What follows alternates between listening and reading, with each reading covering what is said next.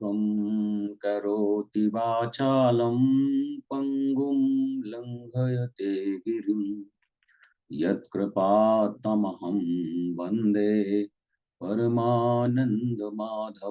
ॐ नमो नारायणाय नमः। ॐ नमो नारायणाय नमः। ॐ नमो नारायणाय नमः। ॐ नमो भगवते वासुदेवाय नमः। ॐ नमो भगवते वासुदेवाय नमः। देवियों एवं सज्जनों, गोस्वामी तुलसीदास जी महाराज द्वारा विरचित श्री रामचरितमानस के बाल कांड में निहित कतिपय प्रसंग आपके समक्ष प्रस्तुत करने हेतु उपस्थित हूं। सुधी श्रोतागण, मर्यादा पुरुषोत्तम प्रभु श्री राम महाराज जनक के नगर में उनके द्वारा आयोजित धनुष यज्ञ में धनुष तोड़ने की शर्त को पूर्ण करते हुए माता सीता के स्वयंवर में विजय श्री प्राप्त कर चुके हैं। उस महान धनुष की भयंकर गर्जना से संपूर्ण ब्रह्मांड कंपायमान हो गया। परशुराम जी हिमालय पर अपनी तपस्या छोड़कर शीघ्रता पूर्वक जनक जी के नगर में पधार चुके हैं। उनका स्वभाव, उनका क्रोध, उनके द्वारा किए गए पृथ्वी पर वीरता पूर्ण शौर्य को देखकर सुनकर सभी नर नारी अत्यंत डरे हुए हैं। प्रभु श्री राम जी समस्त समाज को भयभीत देखकर और विशेष रूप से सीता जी को भी डरी सहमी जानकर अत्यंत मधुर वाणी में बोले, नाथ संबोधन भंजनिहारा, होई क्यों एक दास तुम्हारा। आय सुकाह कहिय किन मोही, सुनिरु साई बोले मुनि को ही। हे नाथ, भगवान भोलेनाथ के धनुष को तोड़ने वाला आपका कोई दास ही होगा। आपकी क्या आज्ञा है, मुझसे कहिए। यह सुनकर क्रोधी मुनि परशुराम जी अत्यंत क्रोधित होकर बोले, सेवक सो जो करय सेवकाई, हरि करनी करी करी लड़ाई।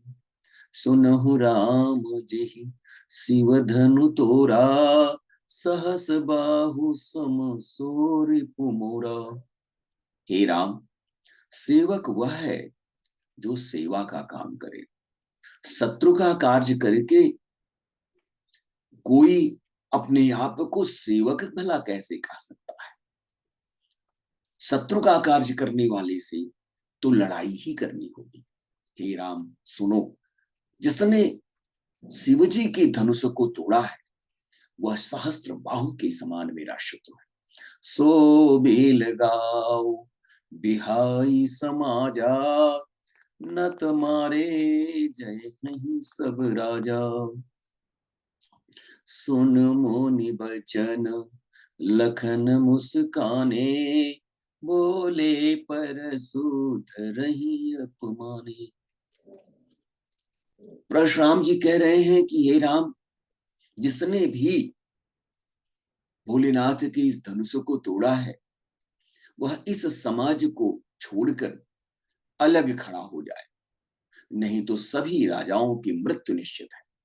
मुनि के वचन सुनकर लक्ष्मण जी शेषावतार मुस्कुराए और परशुराम जी को अपमानित करते हुए बोले, बहु धनु ही तोरी लरिकाई, कबहु नय सिरिस कीन्ही गुसाई।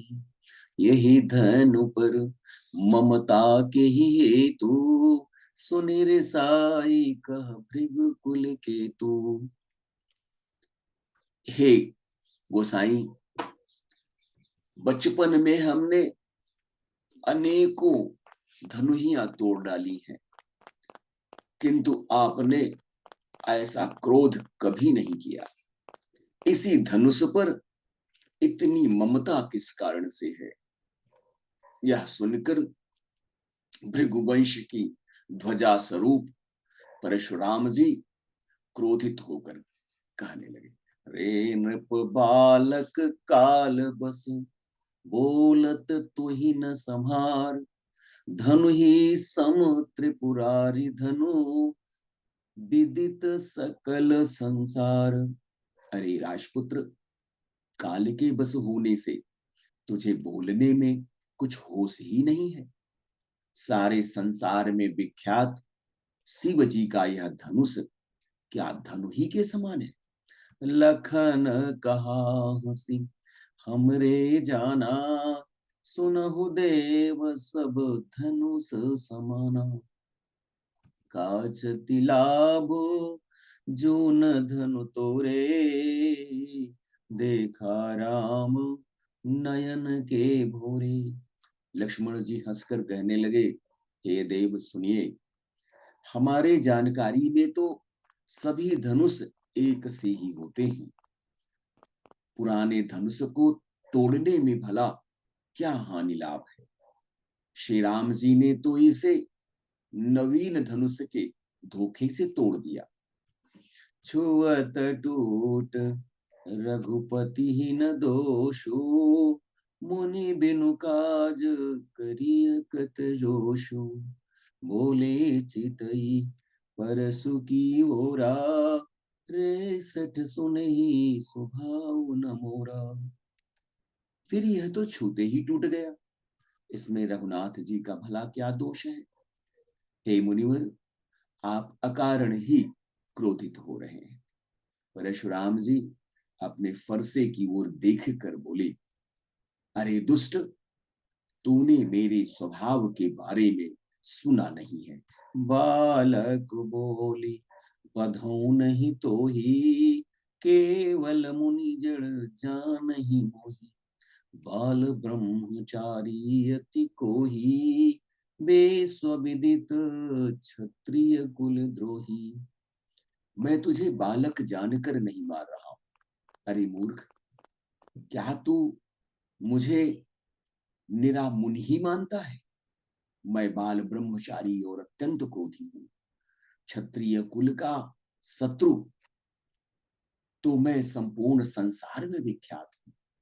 भुज बल भूमि भूप बिनु कीन्ही, विपुल बार मही देवन दीन्ही। सहस भाहु भुज छेद निहारा, परसु बिलो कुमहीप कुमारा। अपनी भुजाओं के बल से मैंने पृथ्वी को अनेकों बार दुष्ट राजाओं से, राक्षस प्रवृत्ति वाले राजाओं से रहित कर दिया। अनेकों बार उसे ब्राह्मणों को दे डाला। हे राजकुमार, सहस्त्रबाहु की भुजाओं को काटने वाले मेरे इस फरसे को देख। मातु पिता ही जनि सोच बस, करसी महिष किशोर। गर्भन के अर्भक दलन, परसु मोर अति घोर। अरे राजा के बालक, तू अपने माता पिता को सोच के वश न कर। मेरा फरसा अत्यंत भयानक है।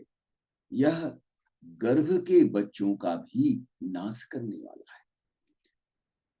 भगवान परशुराम जी, जो स्वयं ही उस परमपिता परमेश्वर के अवतार हैं, सतयुग में दुष्ट राजाओं के अत्याचार से पीड़ित ऋषियों मुनियों को अवमुक्त कराने वाले परशुराम जी ने उन दुष्ट राजाओं का अनेकों बार संहार किया। परशुराम जी प्रभु श्री राम एवं लखन लाल जी के स्वरूप को सुनिश्चित करना चाहते हैं। उनका यह मानना है कि उनके अतिरिक्त इस ब्रह्मांड में कोई भी भगवान भोलेनाथ के उस धनुष को तोड़ने में सक्षम नहीं है। किंतु अपने मन के संशय को, अपने भ्रम के निवारण को वह सब जानते हुए भी प्रभु श्री राम के मानव स्वरूप में होने के कारण परशुराम जी भ्रमित होकर उनके यथार्थ की परीक्षा ले रहे हैं, परीक्षण कर रहे हैं। प्रभु श्री राम भी सामान्य मनुष्य की भांति आचरण करते हुए परशुराम जी के क्रोधपूर्ण वचनों को अत्यंत विनम्रता पूर्वक